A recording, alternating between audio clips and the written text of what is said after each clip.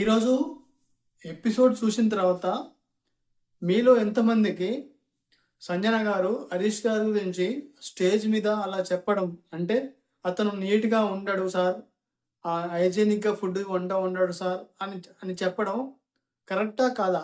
Correct అయితే కామెంట్లో comment చేయండి. ఇక ఈరోజు ఎపిసోడ్లోకి వెళ్తే ఫస్ట్ ఎపిసోడ్ స్టార్టింగ్ అనే ఆ హౌస్మేట్స్ అందరూ సంజనని బయటికి పంపించారు కదా. డైరెక్ట్ స్టార్టింగే సంజనని స్టేజ్ మీద తీసుకొచ్చాడు కదా. తీసుకొచ్చిన తర్వాత వెంటనే సంజనని నాగార్జున సార్ ఏమని చెప్పారంటే, నువ్వు హౌస్ నుంచి బయటికి వెళ్తున్నావు కదా, వాళ్ళు ఏదైనా చేంజ్ చేసుకోవాల్సింది ఉంటే చేంజ్ చేసి చెప్పు వాళ్ళకంటే సంజన గారు చెప్తున్నది. ఒక్కొక్కరి గురించి ఒక్కొక్కరికి ఒక్కొక్కటి ఇది మార్చుకోవాలని చెప్తుంది సంజన గారు. అయితే ఫస్ట్ సుమన్ గారి గురించి చెప్పారు. సుమన్ గారి గురించి ఏమని చెప్పిందంటే, అతనికి అండర్స్టాండింగ్ ఉంటుంది సార్, స్టాండ్ తీసుకోడు సార్ దేని గురించి కూడా అని చెప్పి అయితే సుమన్ గారి గురించి మాట్లాడుతూ అయితే నాగార్జున గారు ఏమని మెన్షన్ చేశారంటే, మరి నిన్న మీకు బజెట్ టాస్క్లో అతను నీకు సపోర్ట్ చేస్తున్నాడు కదా అని చెప్పాడు నాగార్జున సార్. అవును సార్, కరెక్టే సార్ అని చెప్పింది. ఏమని చెప్పిందంటే, మరి నీకు సపోర్ట్ చేసినప్పుడు మరి నువ్వు అండర్స్టాండింగ్ లేదు ఎందుకంటావు అంటే, అది కాదు సార్, అది నేను అతన్ని టెస్ట్ చేద్దామని నేనే వెళ్ళలేదు సార్ అంటుంది. అంటే సుమన్ గారి నుంచి అండర్స్టాండింగ్ లేదని నువ్వు ఎట్లంటావు?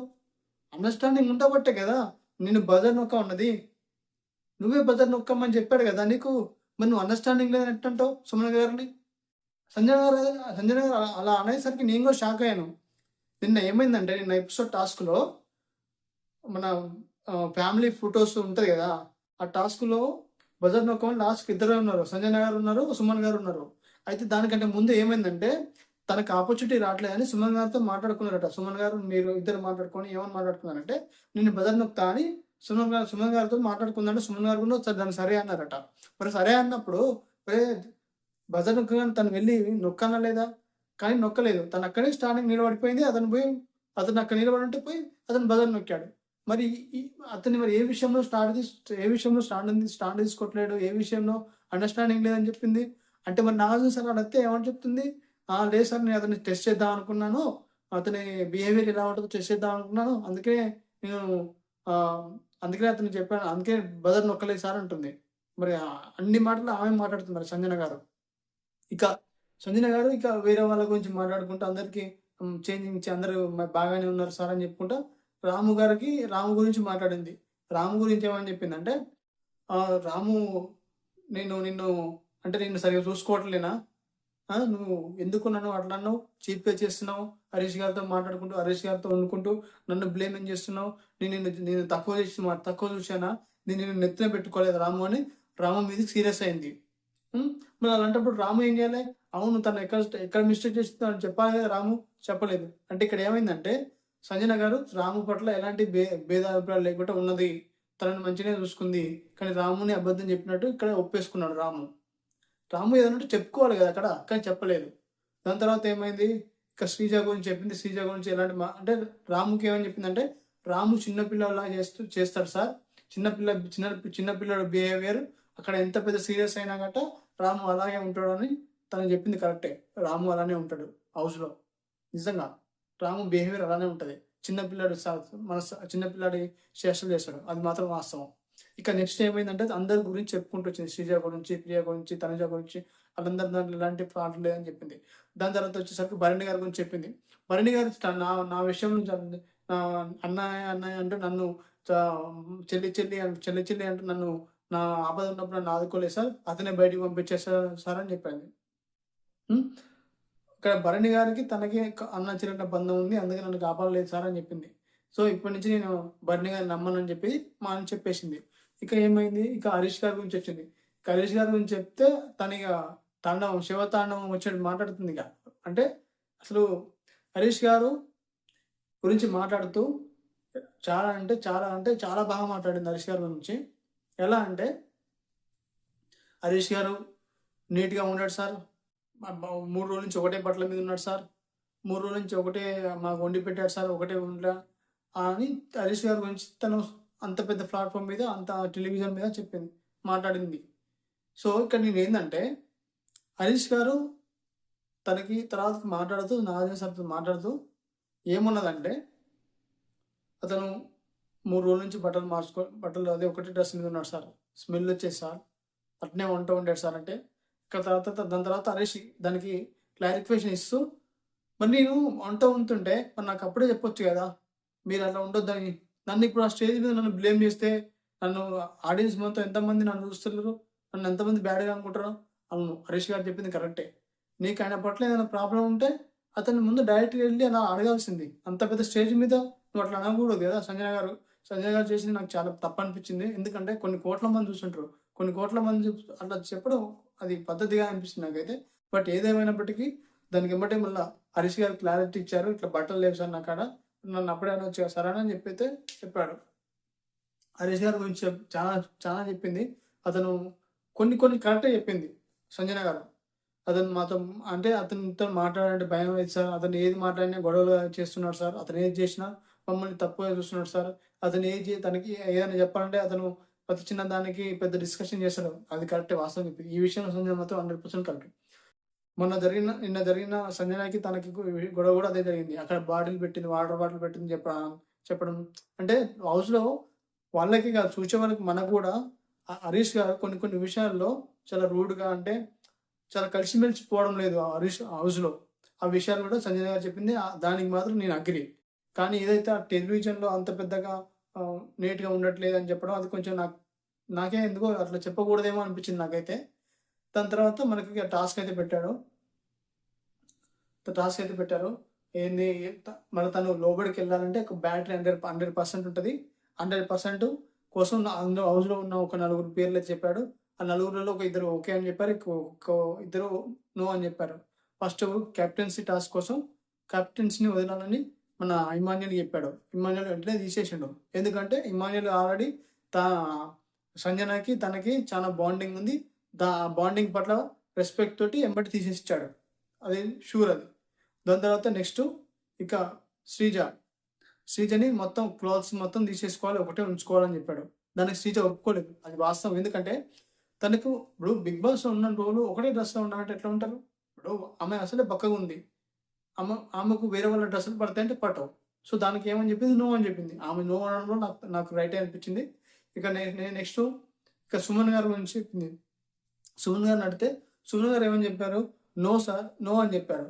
మొత్తం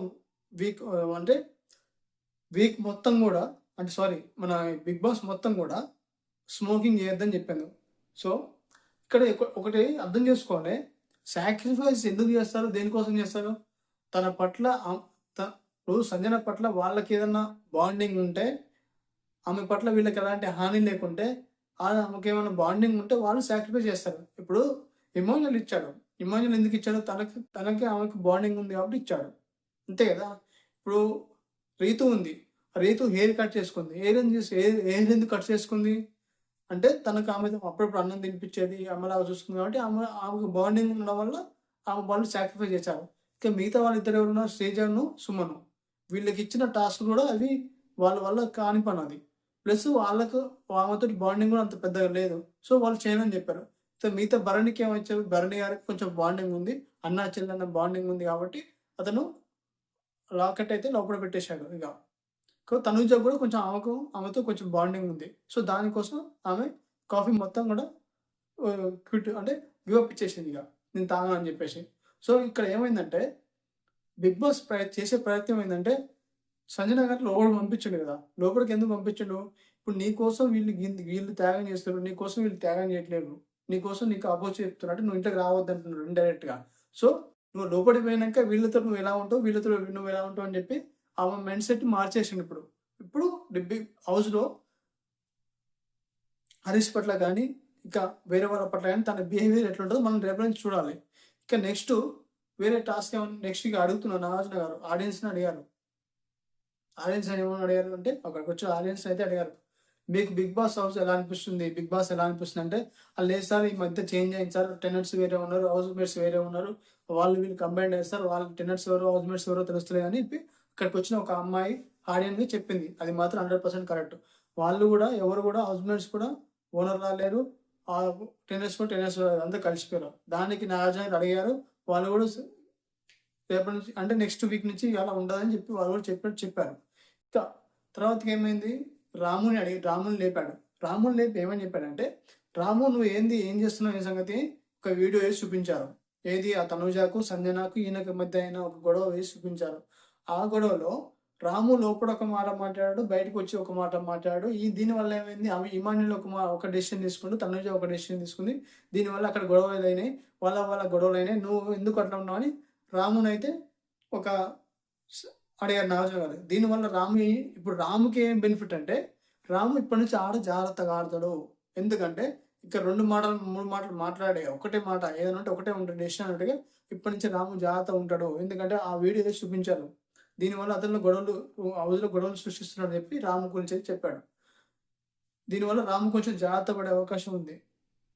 ఇక శ్రీజ టాపిక్ వచ్చింది. శ్రీజ టాపిక్ ఏమని చెప్పిందంటే, శ్రీజ సంచాలకుడిగా ఏం చేసింది, తన మిస్టేక్ ఏంది గురించి నాగార్జున గారు అయితే డిస్కషన్ చేశారు.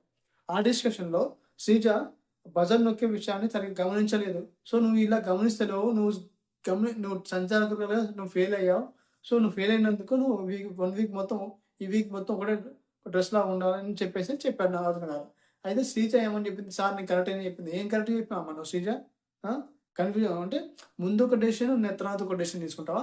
ఏదైనా ఒక డెసిషన్ తీసుకోవాలి కదా, అట్లా కన్ఫ్యూజన్ డెసిషన్ తీసుకోవాలి, నీకు తొందర ఎందుకంతా అని నాగార్జున గారు గట్టిగానే చేశారు శ్రీజకి. ఎందుకంటే అలా డెసిషన్ మార్చుకోవద్దు కదా, ఏదంటే ఒకటే డెసిషన్ ఉండాలి కదా. సో సరే చూడాలి కదా సంచాలకులు ఉన్నప్పుడు ఏం చేశారు. సో దానికి శ్రీజన్ అయితే పనిష్మెంట్ అయితే ఇచ్చారు. దాని తర్వాత ఇక జరిగిన నెక్స్ట్ వేరే వాళ్ళ గురించి కళ్యాణ్ గురించి మాట్లాడుతుంది. కళ్యాణ్ గురించి బాగానే ఇచ్చారు. కళ్యాణ్ నువ్వు చేతులు పట్టుకోవడం కాదు, ఆట కూడా ఆడాలి, లేకపోతే అక్కడి నుంచి వచ్చి అక్కడ నుండో ఇక్కడికి వస్తామని చెప్పి అయితే నాగార్జున కళ్యాణ్ గారు అయితే కళ్యాణ్కి బాగానే వార్నింగ్ ఇచ్చాడు. ఇప్పటి నుంచి కూడా తన ఆట మార్చుకోకపోతే, అవును అది చాలా ఎపిసోడ్లో చూసాం, అది వస్తాడు పోతాడు అన్నట్టుగా వస్తాడు ఓదారుస్తాడు పోతాడు అమ్మాయిల చేతులు పట్టుకొని వెళ్ళిపోతాడు. ఆయన ఆట ఇది, ఆట లేదు కదా. సో ఇప్పటి నుంచి అయినా నువ్వు ఆట చేతులు పట్టుకోవడం ఓదార్చడం కాకుండా ఆట ఆడు, లేకపోతే ఇక్కడికి వస్తామని అయితే సీరియస్గా అంటే డైరెక్ట్గానే మాట్లాడాడు నాగార్జున గారు. ఇక నెక్స్ట్ వేరే వాళ్ళ గురించి ఎవరు మాట్లాడంటే, ఇక సారీ ఇక నాగార్జున గారు లత్కోర్ హరీష్ అన్న ఆ టాపిక్ అయితే తీశాడు. లత్కోర్ హరీష్ అనడం నేను కరెక్టా కాదని అక్కడ ఉన్న ఆడియన్స్ అయితే అడగడం జరిగింది. అక్కడ ఆడియన్స్ కూడా కరెక్టే అని చెప్పారు. లత్కోర్ అనే పదం తప్పు, నువ్వు ఆడిన తప్పు అని చెప్పి నాగార్జున అయితే అడగడం జరిగింది. అక్కడ చాలాసేపు డిస్కషన్ అయితే జరిగింది. హరీష్కి నాగార్జున గారికి చాలాసేపు డిస్కషన్ అయితే జరిగింది. లాస్ట్కి అయితే హరీష్ గారు అయితే ఒప్పుకున్నారు నేను తప్పే చేసిన అని. ఎందుకంటే ఇప్పుడు నువ్వు అక్కడ లాస్ట్ వీక్ ఏమైందంటే, శ్రీజ అతనికి మధ్య జరుగుతున్న కన్వర్జేషన్స్లో ఏమైంది, అతని పాదం వస్తే అతను తీసుకోలే, నువ్వు రెస్పెక్ట్ చేస్తావు నన్ను, నువ్వు మీరు అనాలి, నువ్వు నువ్వు అనొద్దని అయితే నువ్వు రెస్పెక్ట్ చేయాలని చెప్పి అయితే లాస్ట్ వీక్లో చెప్పారు. అయితే అదే నువ్వు అతను అంటేనే తట్టుకోలేకపోయినావు, మరి ఇక్కడ నువ్వు వేరే వాళ్ళని లత్కోర్ మాటలు అనడం ఎలా, అట్లా అనడం తప్పు కదా అని చాలాసేపు డిస్కషన్ తర్వాత సరే సార్ నాకు తప్పైంది, ఇంకోసారి నేను వేరేలాగా చేసి చెప్తాను, వేరే ఫార్మాట్ వేరే చేంజ్ చేసి చెప్తాను కానీ అట్లా డిస్రెస్పెక్ట్గా నేను చెప్పాలని చెప్పేసి అయితే ఒప్పుకున్నాడు. దాని తర్వాత హరీష్ విషయంలో నాగార్జున చాలా చాలా చాలా క్లారిటీ ఇచ్చాడు. ఈ విషయంలో హరీష్కి చాలా ప్లస్ పాయింట్. ఇప్పటి నుంచి ఆట మార్చుకోపోతే తనకే నష్టం. ఆడియన్స్ చూపిస్తే మరి నువ్వు ఆడియన్స్లో మనసు గెలుచుకున్నావా లేదా, ఆడియన్స్ నువ్వు విన్ అవుతున్నావా లేదా, ఆడియన్స్ నీ కోసం అంటే నీ మీద నీ మనసు అంటే ఆడియన్స్ మనసు నువ్వు దోచుకుంటున్నావా లేదా, నువ్వు ఆడియన్స్లో నువ్వు ఎంత మంచిగా ఉన్నావు అని చేతులు ఎత్తావంటే ఇక్కడ ఆడియన్స్లో ఎవరు కూడా చేతులు ఎత్తలేదు. ఇది నీ పరిస్థితి, నువ్వు ఇట్లా ఉంటావు లోపల, నువ్వు ఎవరు కూడా ఆడియన్స్లో మనసులో గెలుచుకోవట్లేవు, ఇది నీ పరిస్థితి, ఎప్పుడైనా మారని చెప్పి డైరెక్ట్గా హరీష్ గారికి వీడియో అక్కడ ఉన్న ఆడియన్స్ మరీ చూపించి మరీ చెప్పారు. ఇది ఇక రీతు కూడా బాగానే వార్నింగ్ ఇచ్చారు. నీకు లక్కు లేదు అంటే ఎందుకు ఏడుస్తున్నావు అమ్మా, నీకు చాలా లక్ ఉంది, నీకు లక్ ఉండబట్టి నీకు ఆ సీట్స్ వచ్చాయి, సీట్స్ నుంచి బట్టి నువ్వు హ్యుమానిటీ టాస్క్లో గెలిచినావు, హ్యుమానిటీ టాస్క్లో 4 బాస్ గెలుచుకున్నావు, కాకపోతే నువ్వు వేరే వాళ్ళ మాటలు వింటున్నావు, ఆ మాటలు విని నీకు ఫోకస్ మారిపోతుంది, అందుకే నువ్వు విన్నవలేకపోతున్నావు, ఎప్పటి నుంచైనా నువ్వు ఫోకస్ నీ గేమ్ మీద పెట్టు అని డైరెక్ట్గా నాగార్జున చెప్పడం జరిగింది. అంటే నువ్వు పవన్ కళ్యాణ్ వీళ్ళ మీద ఫోకస్ కాకుండా గేమ్ మీద ఫోకస్ పెట్టు, అప్పుడే నువ్వు విన్ అవుతావు అని చెప్పేసి నాగార్జున చెప్పడం జరిగింది.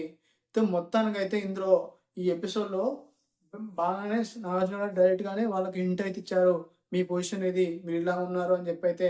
అయితే మెయిన్గా అందులో కళ్యాణ్కి డైరెక్ట్గా హింట్ ఇచ్చారు, అదేవిధంగా హరీష్కి హింట్ ఇచ్చారు, అదేవిధంగా రీతుకి హింట్ ఇచ్చాడు, అదేవిధంగా రాముకి హింట్ ఇచ్చాడు, ఇక కళ్యాణ్కి డైరెక్ట్ హింట్ అయితే తిప్పించాడు. ఇది అండి ఈ ఎపిసోడ్ వీడియో. మీకు ఈ వీడియో నచ్చినట్లయితే లైక్ చేయండి, సబ్స్క్రైబ్ చేయండి. Thank you for the watch.